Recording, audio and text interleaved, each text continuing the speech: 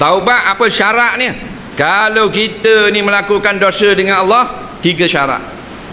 Ada bagai-bagai pandangan, ni pandangan jumhur ulama. 3 syarat. Contoh dosa kita dengan Allah, minum arak, berzina, berjudi, tidak tutup aurat dan sebagainya. Pertama, berhenti buat dosa. Kalau suka berzina, berhenti berzina. Kalau suka berjudi, berhenti berjudi. Kalau suka minum arak, berhenti minum arak. Yang kedua, menyesal di dalam hati, takut kepada Allah. Yang ketiga, berazam untuk tidak melakukannya lagi. Siapa buat 3 ni, maka habis dosanya licin.